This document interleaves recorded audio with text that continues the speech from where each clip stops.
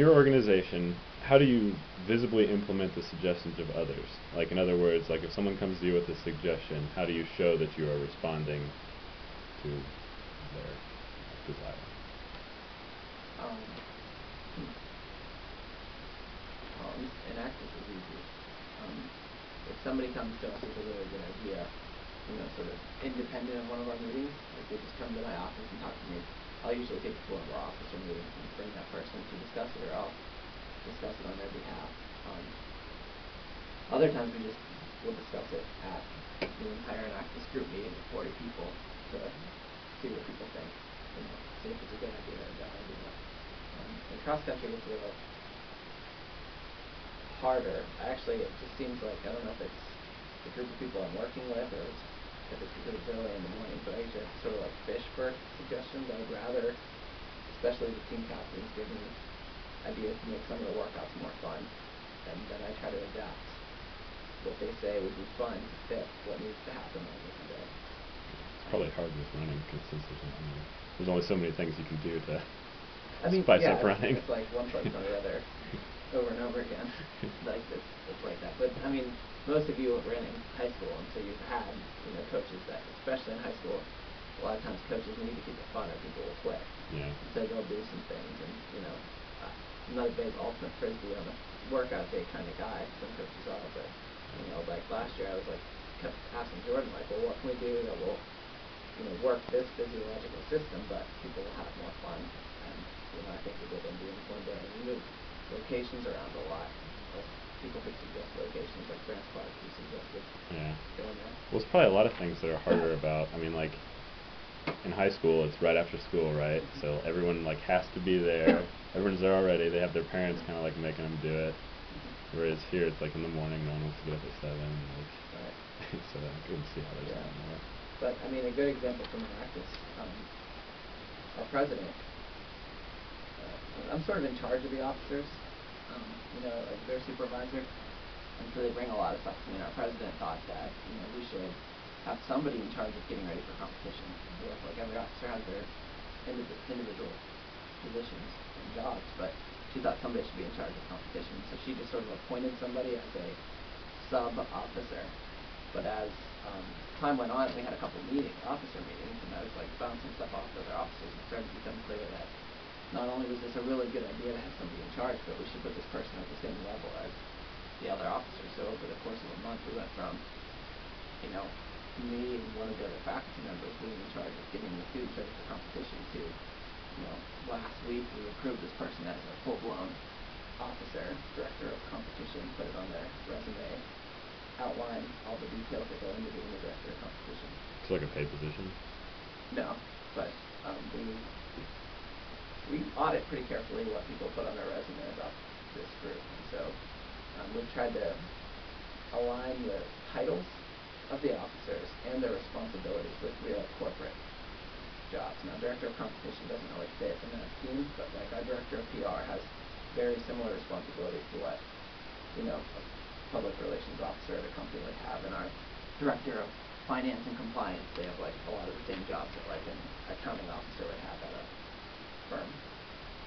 So I take like that being called an officer, like there's no pay, but I take it seriously. It's a really, really big team. We're a pretty successful competition. We're pretty well known in our region as one of the better teams. And so for them to have an officer position on their resume and be able to outline what they're doing. What's the thing with like student government or just these other things? They're like, oh, you'll have a free resume, but like, what can you point to? It's like, all right, I was in student government, but what, Like I think that's a good idea that they can actually like point to things that they specifically did in conjunction with it. And that's what we're working on. And we actually, I would say once a year, bring in a guest speaker to talk about how to take like student government officer.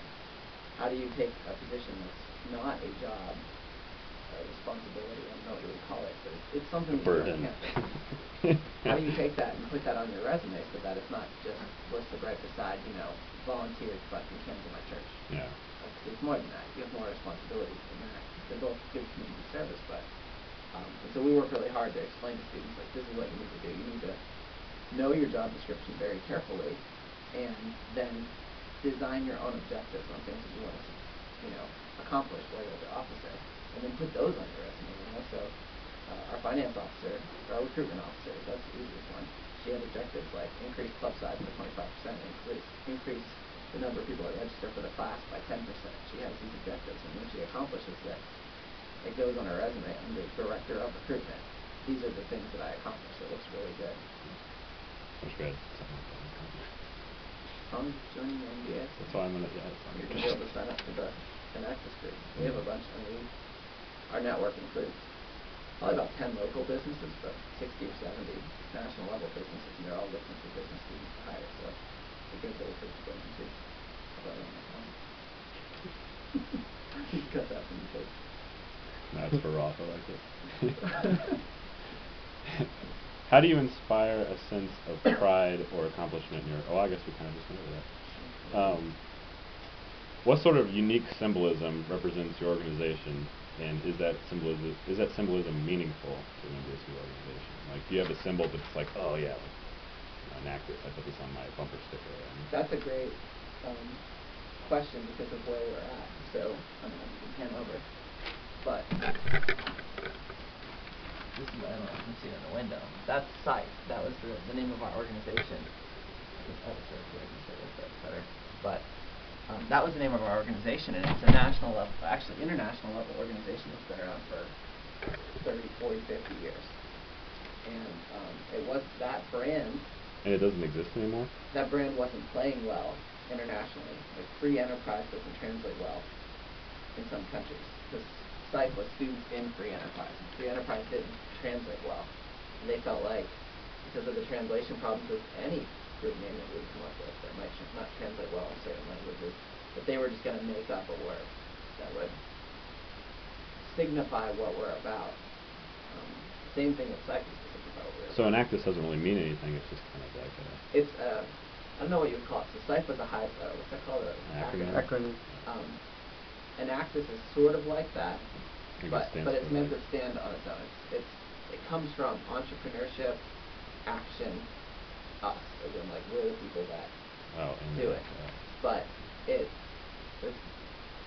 they don't run around like when they go to China or places like that. That's not what they're pitching to them. They're just saying this is a made-up word, Enactus, and now everybody says it's the same word, Enactus, throughout the globe. And they changed the logo a little bit. Like you can see, they've made it more modern. It's a little block lettering and everything. They have this little, it's an origami thing. It's meant to represent. So is that like the symbol? Yeah. And so we're handed that, right? We weren't exactly happy about being rebranded, but we understand that there's a huge amount of benefit to being affiliated with a big national organization, and there's some cost to being affiliated with it.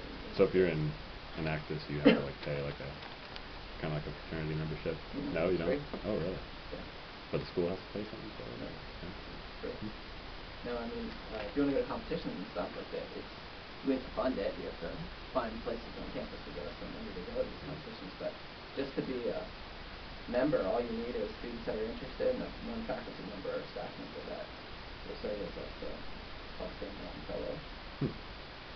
How many people do you have in Enactus?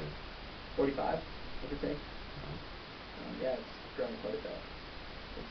I would say it's in the top 5 in terms of largest active participants on campus in student groups, and in the top 5 in terms of like how much money we get and spend from year to year. So we're pretty big. Does student government like approve that kind of stuff? AOC, we just submitted our budget to. You'll be seeing it across your desk sometimes. There you go. And then cross country it's the same way. So we have a Cougar logo, Cougar Athletics logo. There's a brand that we're trying to establish, and so it's sort of handed to us. And yeah, that's a good.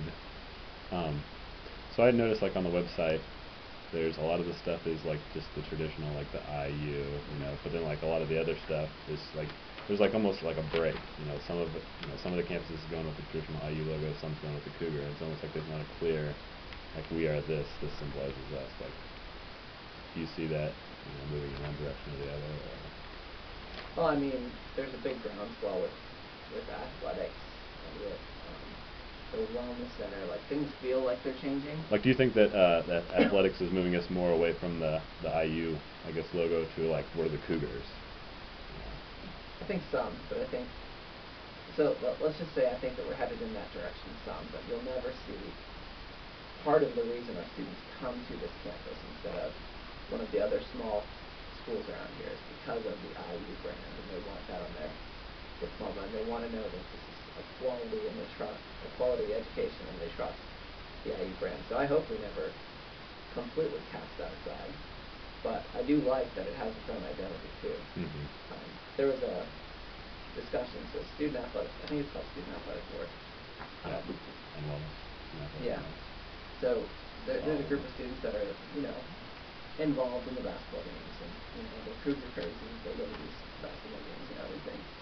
And somebody suggested that they sing the IU, what's it called, the Alma Mater, is that the song?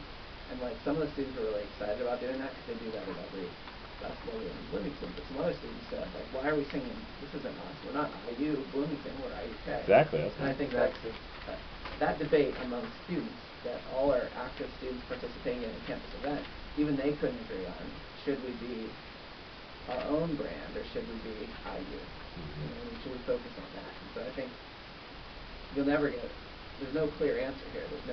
We want both. We want to be our own thing, but we want to still be very strongly affiliated with the thing. Well, because I feel like I can't say, well, I ran for IU, because that doesn't really completely describe what I ran for IU Kokomo. I was a Cougar. I wasn't. When you tell people about what you've done, you can't really say because I don't know anything about IU Bloomington. I know IU Kokomo. Mm-hmm. I know enough to know that they're totally separate.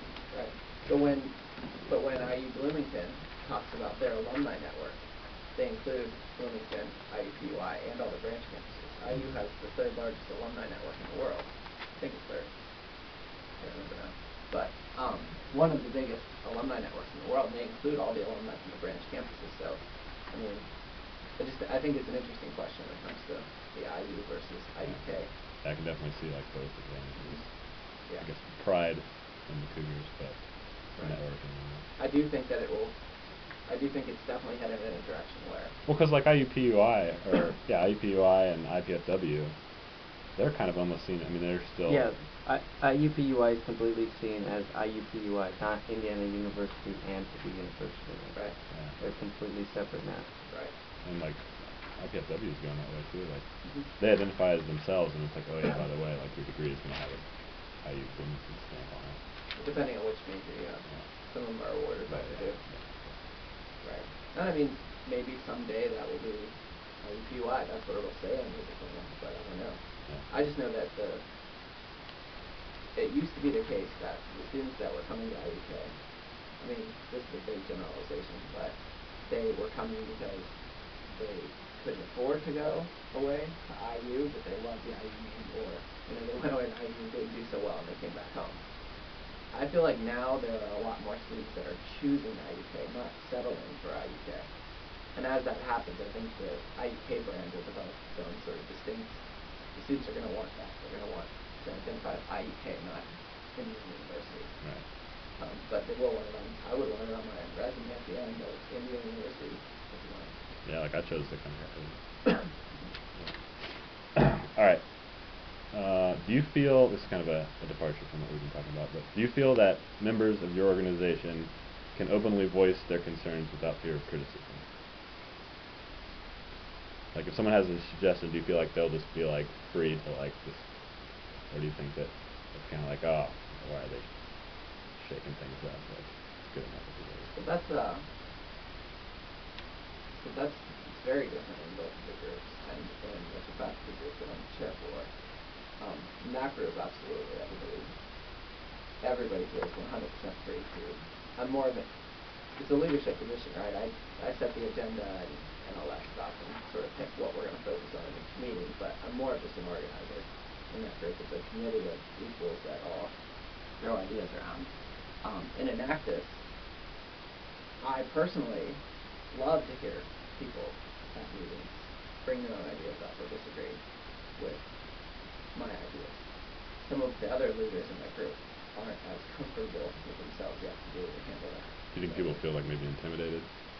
Sometimes I've been told by Enactus members that they're worried about saying something that's intimidating, which makes me laugh because I think I'm harmless. I think intimidating would be one of the last words that But I definitely do know that some of the other officers will immediately get defensive about suggestions about how to do something different because they think it somehow implies that they're not doing a good enough job. You know what I mean? That's one of the things I try to help them learn about being in a leadership position is that, you know, you have to listen to your organization and you have to be secure enough to know that, you know, even if you're doing the best job that anybody's ever done, there's still room to do better, so you should always be listening to ways to do it better. And then in cross country it's a little harder. I feel like you need to have more of a coach that their word is gold. And so in that case I feel like depending on the tone and the situation, I'm very open to hearing. So somebody that would come to my office later and say, you know, my running's not going well, I think I'm doing too many miles. Like, I want that. I want them to come hear about it. What I don't want is somebody to like be complaining about a specific workout at practice in front of everybody. I feel like that leads to a bad practice.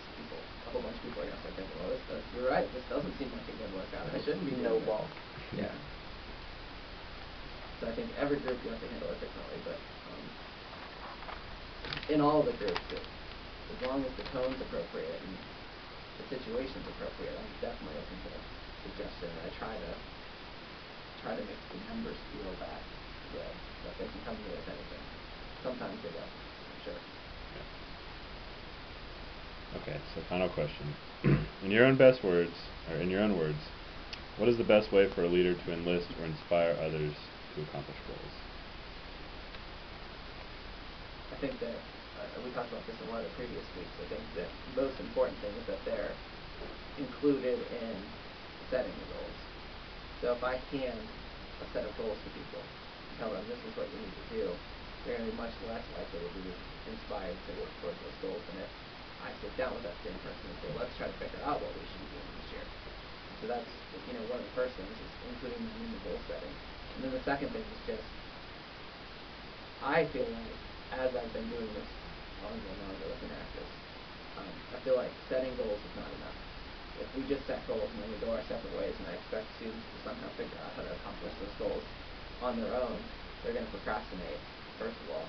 But second of all, they're going to feel a little lost because they're so used to having support structure from their parents or from other professors that tell them this is how you study to get ready for the test.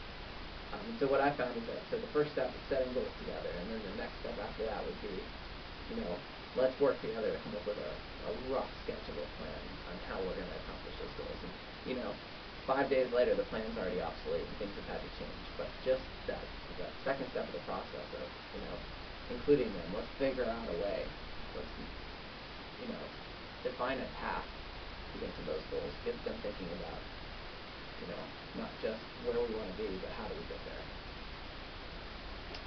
Alright, sounds good. Well, that was our interview about enlisting or inspiring others.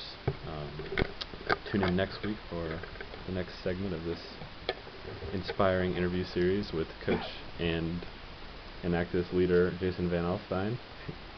A special thanks to our co-reporter today, Javier Vesquez, who's also been filming Apple products. And we'll see you next week.